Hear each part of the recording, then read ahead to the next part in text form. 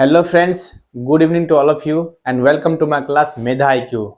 This is Govind Mahato and we are learning tense. So friends, we were learning spoken English and now we are learning spoken English. So to learn English and to speak English, we should know about tense.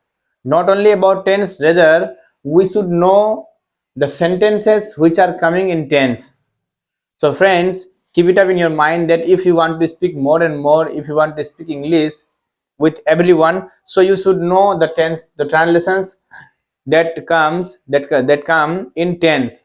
So keep it up yourself, keep yourself into practice, and then gradually you will speak English thoroughly and fluently. So friends, let's start today. We were learning about tense and we have completed three tenses, three three translation. First was present simple tense, another was present continuous tense, and the another was and the next was present perfect tense. Today we are completing present perfect continuous tense.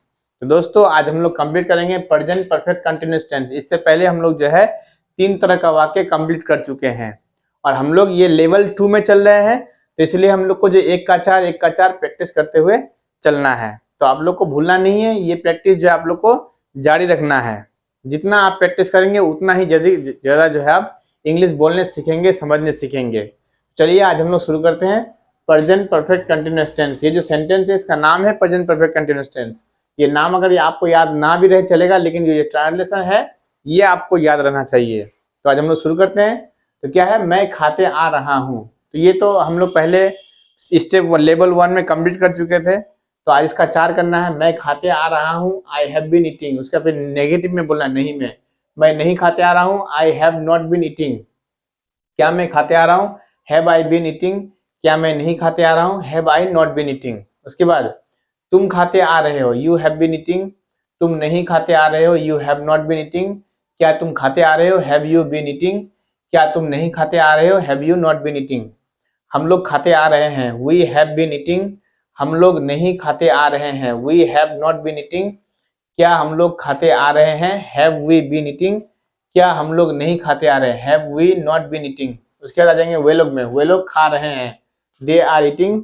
वे लोग नहीं खा रहे हैं, वे लोग खाते आ रहे हैं, दे हैव बीन ईटिंग. वे लोग नहीं खाते आ रहे हैं, they have not been eating. क्या वे लोग खाते आ रहे हैं, हैव दे बीन ईटिंग. क्या वे लोग नहीं खाते आ रहे हैं, have they not been eating. उसके बाद वह खाते आ रहा है, तो ही के साथ हैज होता है, पता है आप लोगों को. तो ही हैज बीन ईटिंग. वह नहीं खाते आ रहा है, he has not been eating. क्या वह खाते आ रहा है, हैज ही बीन ईटिंग. क्या वह नहीं खाते आ रहा है, has he not been eating. इसी तरह से क्या करना है आप लोगों को, जैसे ईट लिखे, ईट वर्ब लिए, ईट की जगह में पढ़ना ले लीजिए, रीड ले लीजिए, आना ले लीजिए कम, उसके बाद खेलना ले लीजिए प्ले. इस तरह से अलग अलग वर्ब को लेके आप जो है बोलने का प्रैक्टिस कर सकते हैं. तो कल जो है मैंने पिछले क्लास में आप लोगों को एक जो है होमवर्क दिए थे आप लोगों को, मैंने बोले थे आप लोगों को चेक करने के लिए. हम विश्वास होगा, शायद उम्मीद करते हैं कि आप लोग प्रैक्टिस कर लिए होंगे. तो हम बताए थे कि आप लोग को जितना वाक्य है 4 4 8 4 12 4 16 4 20, तो आपको वो मोबाइल निकालना है और बोलना है. उसमें चेक करना है कि आप 20 वाक्य को 25 से 30 सेकंड में बोल पा रहे हैं कि नहीं. तो आप लोग इसको भी जो है 25 से 30 सेकंड में पहले प्रैक्टिस कीजिए. प्रैक्टिस करने के बाद देखिए कि 25 से 30 सेकंड में आप इसको प्रैक्टिस कर पा रहे कि नहीं. अगर आप प्रैक्टिस कर पा रहे तो इसका मतलब समझिए कि आप इंग्लिश बोलने की ओर जो है बढ़ रहे हैं. जितना जल्दी आपका प्रैक्टिस होगा उतना जल्दी आप इंग्लिश बोलने की ओर आगे बढ़ेंगे. तो और भी जो है ये जब कंप्लीट हो जाएगा तो इसके अलावा और भी आसान आसान तरीका आप लोग को समझाएंगे कि किस तरह से आप इंग्लिश बोल सकते हैं, किस तरह से आप इंग्लिश बोल के प्रैक्टिस कर सकते हैं.